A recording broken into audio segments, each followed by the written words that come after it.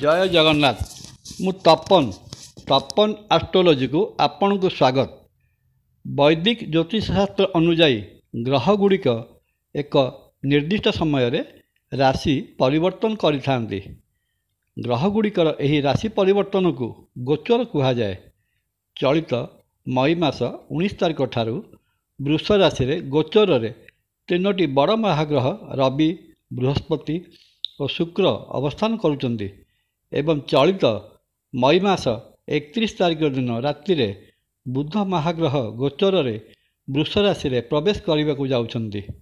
फलत वृष राशि रे चारि महाग्रहंकर एकत्रीकरण बा चारोटी जाक महाग्रह एकाठी रहिबे। आगामी दिन रे एई चारि महाग्रहंकर जुक्ति बा संयोग रे बहुत गुड़िए ज्योतिषीय शुभयोगर निर्माण हेबाकु जाउछि। ग्रह नक्षत्र संयोग रे जो शुभयोग घटे ता फल जातक बा व्यक्ति जीवन में बहुत गुड़िए सुफल पाई थांती।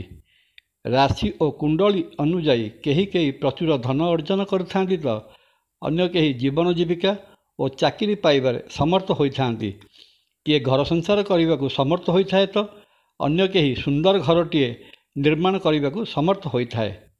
अन्य कहीं जातक घटित राजयोग जोगु उच्च शिक्षा लाभ करने को समर्थ होता है तो आउ कहीं निर्वाचन रे जीति राजपद लाभ करिथाए।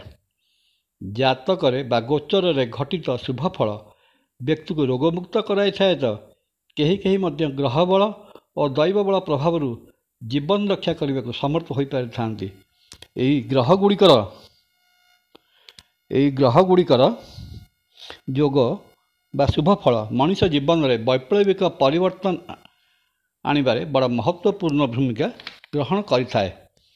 एबे जानिबा वृष राशि रे एई महाग्रह गुड़िक एकाठी हेबा फल कौन कौन विशेष योग घटुअछि एवं एहार प्रभाव द्वादश राशि बा समग्र राशिचक्र उपर कौन प्रभाव पकाउछि। बुधादित्य योग वृष राशि रे रवि और बुधंकर एकत्र अवस्थान प्रबल बुधादित्य योग सृष्टि करुअछि। वृष राशि कन्या राशि मध्य यही योग घटिले व्यक्ति तार जीवन में बहुत उन्नति करने सह व्यक्ति को उच्च पदासन करिथाए एवं जीवन में आर्थिक समृद्धि आनी देइथाए तथा समाज रे सम्मानित करिथाए। कुबेर तथा लक्ष्मी योग कालचक्र द्वितीय स्थान बा धन भावर अधिपति शुक्र और धनकारक ग्रह बृहस्पतिंकर मिलन रे प्रबल लक्ष्मी योग बा कुबेर योग निर्मित होइअछि। एही योगर प्रभाव रे राशि चक्र केतक राशि प्रचुर धनलाभ करिबारे समर्थ हेबे तो एही योगर प्रभाव रे केतक राशि मध्य धन उपार्जन रे बाधा पहुँची पारे। लक्ष्मी नारायण योग ज्योतिष शास्त्र अनुजाई शुक्र और बुध महाग्रह परस्पर मित्र अधिमित्र। शुक्र ग्रहंकर अधिष्ठात्री देवी महालक्ष्मी एवं बुध महाग्रह महाविष्णुंकर प्रतीक। उभय ग्रहंकर मिलन रे लक्ष्मी नारायण योगर निर्माण होइथाए। एही योगरे व्यक्ति पांडित्य सहित लक्ष्मीवान होइथाए एवं समस्त सांसारिक सुखर मध्य अधिकारी होइथाए। एहा सहित एई चतुर्ग्रह संयोग रे अन्य केतक गुड़िए प्रभावशाली योग मध्य जातक रे तैयारी होइथाए। एबे जानिबा वृष राशि रे एई चारोटी महाग्रहंकर एकत्र अवस्थान केउ राशि उपरे कौन प्रभाव पकाउछि। मेष राशि आपणक राशिर द्वितीय भाव रे चारि महाग्रहंकर अवस्थिति आपण को विभिन्न प्रकार धन लाभ कराइब। भाग्योन्नतिर रास्ता खोलीजिब। निज कथा बा क्रोध उपरे नियंत्रण रखिबे नचेत आपणक कथा को नहीं परिवार मध्य अशांति देखादेव। शनिक दृष्टि आपणक राशि उपरे थिबारु स्वास्थ्यहानि और शरीर पीड़ार सूचना रहुछि। शनिदेवंकर प्रतिकार करणीय। छात्र छात्री माने शिक्षा रे व्याकरण प्रेमी हेबे। वृष राशि निज राशि रे चारि गोटी महाग्रहंकर एकत्र अवस्थान आपण को शक्तिशाली करी गढ़ी तोलिब। एही समय आपणक पई उत्तम फलदायी होई रहिब। धन संपत्ति व्यापार वाणिज्य एवं पारिवारिक समस्या आपण विशेष लाभदायक फल पाइबे। एही समय आपण संपत्ति बाड़ी किणवा सहित ବ୍ୟବସାୟ ବା ସେୟାର ମାର୍କେଟରେ ବିନିଯୋଗ କରିବା ଲାଭପ୍ରଦ ରହିବ। କ୍ୟାରିୟର ପାଇଁ ପଦକ୍ଷେପ ଠିକ୍ ଜାଗାରେ ପହଞ୍ଚାଇ ଦେବ। ଛାତ୍ରଛାତ୍ରୀମାନେ ଅଧ୍ୟୟନଶୀଳ ହେବେ। ମିଥୁନ ରାଶି ଦ୍ୱାଦଶ ବା ବ୍ୟୟ ଭାବରେ 4 ମହାଗ୍ରହଙ୍କର ଅବସ୍ଥିତି ଆପଣଙ୍କୁ ଅଧିକା ଖର୍ଚ୍ଚାନ୍ତ କରାଇବ। ଦୂରସ୍ଥାନ ଭ୍ରମଣ କରିବାର ଯୋଗ ରହୁଅଛି। ଯାତ୍ରା ପୀଡ଼ାଯୁକ୍ତ ହୋଇପାରେ। ଭାଇମାନଙ୍କ ସହିତ ଏକାଠି ରହିଲେ ମଧ୍ୟ ବିବାଦର ସମ୍ଭାବନା ଦେଖାଦେବ। ବାଣିଜ୍ୟ ବ୍ୟବସାୟରେ ହାନି। ମାଙ୍କ ସ୍ୱାସ୍ଥ୍ୟର ଯତ୍ନ ନେବେ। ଶିକ୍ଷାର୍ଥୀମାନେ ଶିକ୍ଷାରେ ଅମନୋଯୋଗୀ ହେବା ସହିତ ସାର୍ଟିଫିକେଟ୍ ମିଳିବା ବିଳମ୍ବିତ ହେବ। କର୍କଟ ରାଶି ଏକାଦଶ ଭାବରେ ଚତୁର୍ଗ୍ରହୀ ଯୋଗ ଜୀବନକୁ ସାଫଲ୍ୟମଣ୍ଡିତ କରିବ।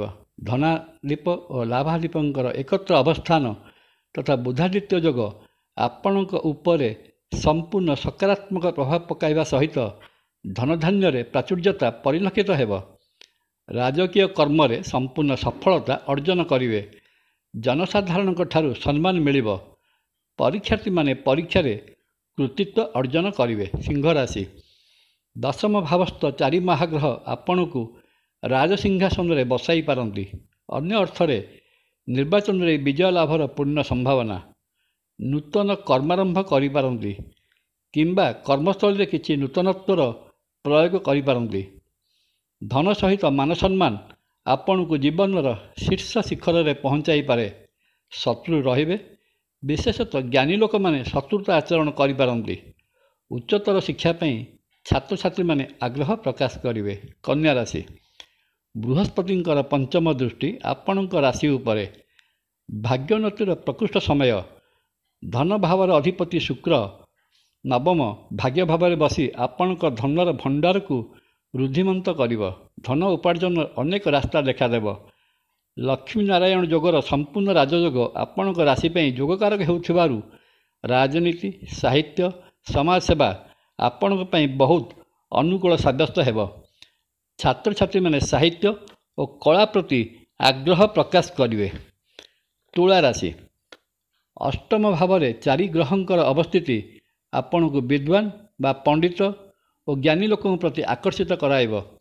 ରହସ୍ୟ ବିଜ୍ଞାନ ପ୍ରତି ଆଗ୍ରହ ବଢ଼ିବ। ପ୍ରବାସରେ ଥିବା ବ୍ୟକ୍ତିବିଶେଷ କଷ୍ଟ ଅନୁଭବ କରିବେ।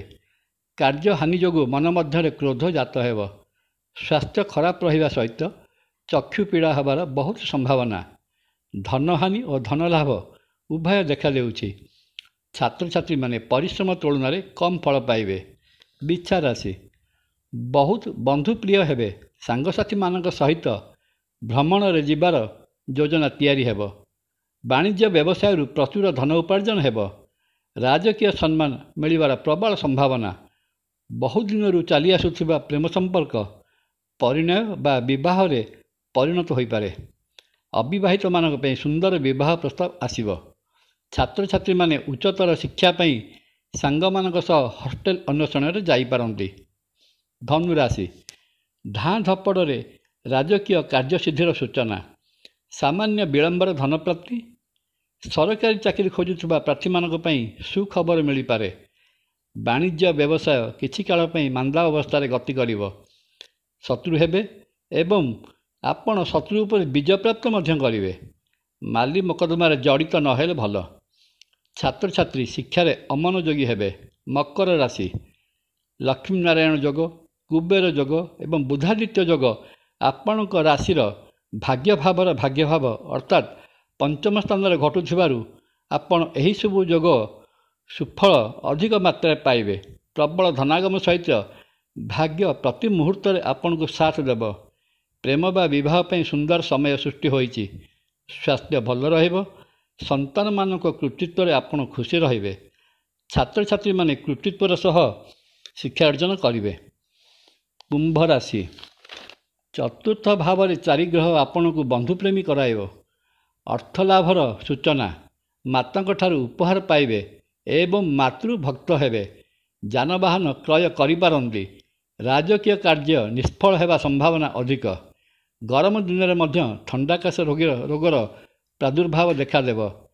ସାମାନ୍ୟ କଥାରେ ଉତ୍ତେଜିତ ହୋଇପାରନ୍ତି। ଶିକ୍ଷାର୍ଥୀମାନେ ପାଇନଥିବା ସାର୍ଟିଫିକେଟ୍ ମିଳିପାରେ। ମୀନ ସମସ୍ତ ପ୍ରକାର ସମ୍ପଦରେ ଯୁକ୍ତ ହେବେ। ପରାକ୍ରମୀ ହେବେ। ଭାଇ ଭଉଣୀଙ୍କ ମଧ୍ୟରେ ଉତ୍ତମ ସମ୍ପର୍କ ରହିବ। ନିଜ ଉଦ୍ୟମରେ ବାଣିଜ୍ୟ ବ୍ୟବସାୟରେ ନବୀକରଣ କରିବେ। ମାନ ସମ୍ମାନ ଅଧିକାରୀ ହେବା ସହିତ ସିଂହାସନ ଯୋଗର ସମ୍ଭାବନା ରହିଛି। ପିତ୍ତରୋଗ ତଥା ଚକ୍ଷୁ ରୋଗ ହେବାର ସମ୍ଭାବନା ଅଧିକ। ଛାତ୍ରଛାତ୍ରୀମାନେ ଦର୍ଶନ ଶାସ୍ତ୍ର ପ୍ରତି ମନ ବଳାଇବେ। ଭିଡ଼ିଓଟି ଭଲ ଲାଗିଲେ ସବସ୍କ୍ରାଇବ୍ ଓ ସେୟାର କରିବା ପାଇଁ ଅନୁରୋଧ। ନମସ୍କାର। ଜୟ ଜଗନ୍ନାଥ।